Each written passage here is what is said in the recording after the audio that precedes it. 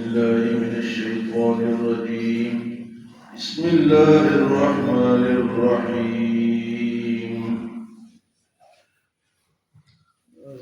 يا أيها الذين آمنوا إذا جاءكم المؤمنات مهاجرات فامتحنوهن الله أعلم بإيمانهن فإن علمتموهن مؤمنات فلا ترجعوهن إلى الكفار لا هن حل لهم ولا هم يحلون لهم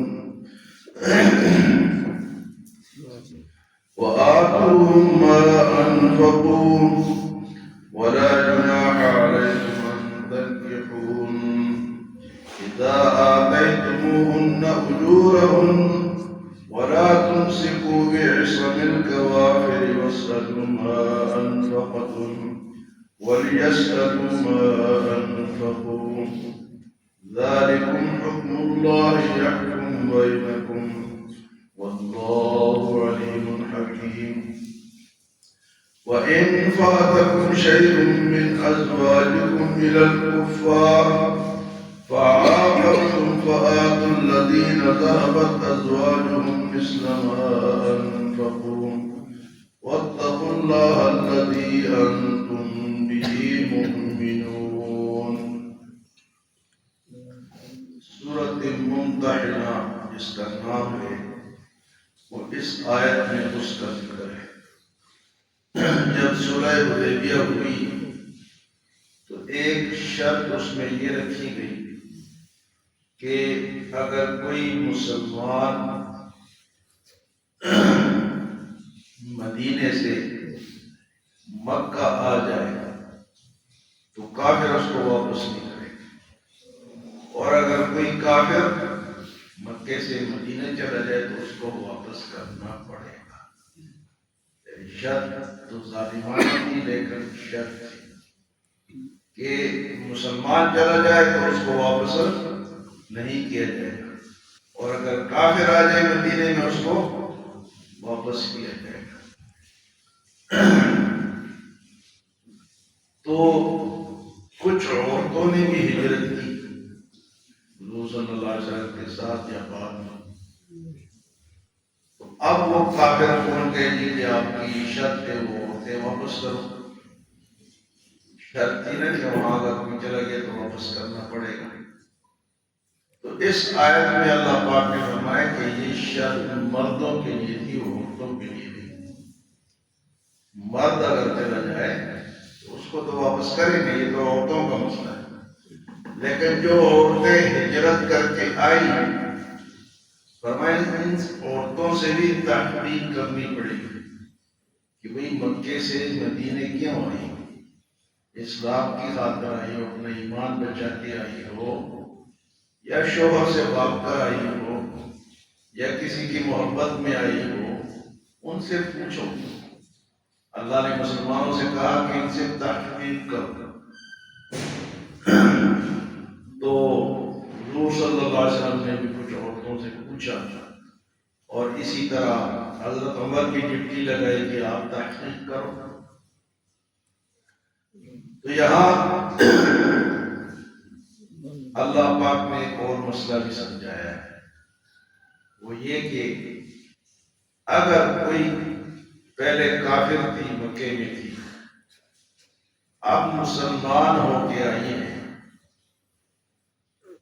کافر خاون کو چھوڑ دیا، تو اب یہ عورت اس شوہر کے لیے دوبارہ جائز نہیں، ان کا نکاح ٹوٹ گیا. اگر کوئی مسلمان کافر بن جائے مرد تو عورت کا نکاح ٹوٹ جاتا ہے.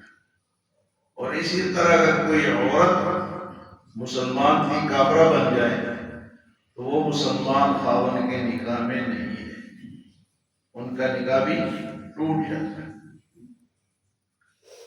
تو اب وہ مسلمان عورت کافر کے لیے جائز نہیں، اور کافرہ عورت مسلمان مرد کے لیے جائز، ان کا نکاح نہیں ہو سکتا. اب یہ باتیں عام انسان تو نہیں سمجھ سکتے، تو رب نے سمجھائی. یہ تو اللہ نے سمجھائی ہے، ورنہ ہمیں کیا پتا ہوتا کہ کس سے نکاح جائز ہے اور کس سے جائز ہے؟ تو یہ اللہ کی شان ہے کہ وہ اپنے بندوں کو پیدا کرتا ہے، ان کے لیے احکامات جاری کرتا ہے اور بتاتا ہے کہ کس سے تم نکاح کر سکتے ہو کس سے نہیں کر سکتے۔ تو یہاں فرمایا یا ایھا الذین آمنوا، اے ایمان والو، اذا جاءکم المؤمنات مہاجرات، اگر مہاجر عورتیں تمہارے پاس آئیں، فامتحنوہن، ان کا امتحان لے، ان سے پوچھ لو گئی کس غرض سے ہجرت کر کے آئے۔ فرمایا اعلم بایمانہم، اللہ تو ان کے ایمان کو جانتا ہے، اللہ کو تو پتا ہے کہ مسلمان ہے یا نہیں، لیکن تمہارے ذمے بھی ہے کہ پوچھ لو، تحقیق کر لو۔ فرمایا فَإِنْ عَلِمْتُمُوهُنَّ مُؤْمِنَاتٍ، اور اگر تمہیں پتہ چل جائے کہ وہ ایمان والی ہیں، فَلَا تَرْجِعُوهُنَّ إِلَى الْكُفَّارِ، تو ان کو کافروں کی طرف واپس نہ لوٹاؤ۔ مسلمان ہیں، وہاں اس کا خاوند کافر رہ گیا ہے، یہ مسلمان ہو کے آ گئی ہیں، ہجرت کر کے آ گئی ہیں، تو فرمایا کہ یہ فَلَا تَرْجِعُوهُنَّ إِلَى الْكُفَّارِ، ان کو ان کافروں کی طرف واپس نہ بھیجو۔ اگر کافر لینے بھی آئے تو ان کو نہ دو، کیونکہ ان کا نکاح ٹوٹ چکا ہے، کیونکہ ایک مسلمان ہے اور دوسرا کافر ہے۔ فرمایا لا هن حل لهم ولا هم يحلون لهم، نہ یہ عورتیں ان کافروں کے لیے حلال ہیں اور نہ وہ کافر ان عورتوں کے لیے حلال ہیں۔ جب کافر بن گئے تو نکاح ٹوٹ گیا، ختم ہو گیا۔ اب اتنے مشکل احکامات ہیں جو اللہ پاک ہی نے ہمیں سمجھائے، ورنہ ہم کیا کرتے؟ ہاں اگر ان عورتوں سے تم نکاح کرنا چاہتے ہو، مسلمان ہو کے ابھی کافر نام کو چھوڑ دیا، یا اس کے خاوند نے ہجرت نہیں کی، اس نے اس کو طلاق دے دی، فرمایا وآتوہم ما انفقوا، وآتوہم ما انفقوا، تو تم ان کو مہر دے کے تم ان سے نکاح کر سکتے ہو، مہر دے کے ان سے نکاح کر سکتے ہو۔ وَلَا جُنَاحَ عَلَيْكُمْ أَن تَنكِحُوهُنَّ إِذَا آتَيْتُمُوهُنَّ أُجُورَهُنَّ، اور تمہیں پر کوئی حرج نہیں اگر تم ان کو مہر دے دو اور ان سے نکاح کر لو۔ اب یہ مہر جو ہے نا جی، یہ اہمیت والی چیز ہے، اس کا ذکر قرآن میں اور بار بار ہے، کئی جگہ ہے، تو مہر جو ہے نا یہ دینا چاہیے، اور مہر جو ہے وہ کتنا ہونا چاہیے؟ وہ لڑکے کے حیثیت کے مطابق ہونا چاہیے۔ اگر لڑکا غریب ہے تو کم رکھو، اگر وہ مالدار ہے تو زیادہ رکھو۔ ہاں جی، سورۃ النساء میں قنطارا دیا، قنطارا، کہ اگر تم نے خزانہ دیا ہو مہر میں اور طلاق دینے لگو تو وہ خزانہ بھی واپس نہیں لے سکتے، یعنی بہت زیادہ دیا ہو۔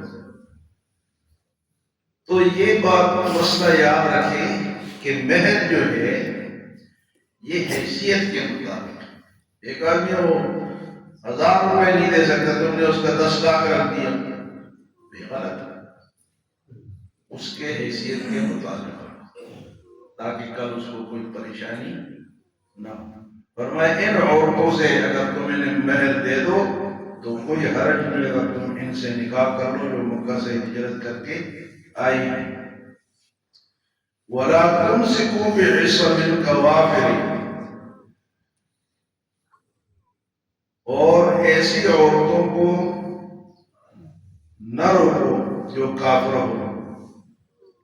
وَاسْأَلُوا مَا أَنفَقْتُمْ وَلْيَسْأَلُوا مَا أَنفَقْتُمْ، اب جو وہاں کافر کے نکاح میں تھی، اب ادھر آ گئی، مسلمانوں سے شادی کرنا چاہتے ہیں، تو فرمایا کہ اس کافر نے جو مہر اس کو دیا تھا پہلے، اگر وہ طلب کرے تو اس کا مہر اس کو واپس کر دو، پھر تم اسے نکاح کرو۔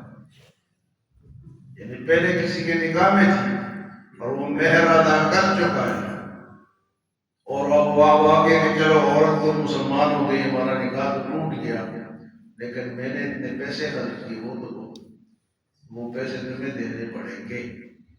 اور اگر تمہاری کوئی خاتون وہاں کافر بن کے رہ گئی ہے، ادھر نہیں آئی ہے، اور تم نے ان کو مہر دیا ہوا ہے، تو تم ان کافروں سے بھی وہ مہر پہلے والا وہ واپس لے سکتے ہو۔ فرمایا کہ ما انفقتم وَلْيَسْأَلُوا مَا أَنفَقُوا، جو تم نے خرچ کیا تم مانگ سکتے ہو، جو کافروں نے خرچ کیا محنت دیا ہے وہ مانگ سکتے ہیں۔ فرمایا ذَلِكُمْ حُکْمُ اللَّهِ يَحْكُمُ بَيْنَكُمْ، یہ ہے اللہ تعالیٰ کے احکامات جو اس نے تمہیں بتا دیے ہیں۔ اللہ کی مہربانی ہے، اس کا کرم ہے کہ اتنے مشکل مسائل اللہ نے ہمیں بتا دی ہے، ورنہ انسان ان مسائل کو کیا سمجھتا ہے کہ کس سے نکاح کرے، جائز کس سے، نکاح کب ٹوٹتا ہے۔ تو یہ اللہ کی مہربانی سے یہ مسائل اللہ نے ہمیں بتا دیے۔ فرمایا ذالکم حکم اللہ یحکم بینکم، یہ ہے وہ مسائل، وہ باتیں، وہ احکامات جو اللہ تمہارے درمیان فیصلہ کرتا ہے۔ واللہ علیم حکیم، اور اللہ تو علم والا ہے اور اس کی ہر بات میں حکمت ہے۔ اللہ ہمیں عمل اور سمجھ کی توفیق عطا فرمائے۔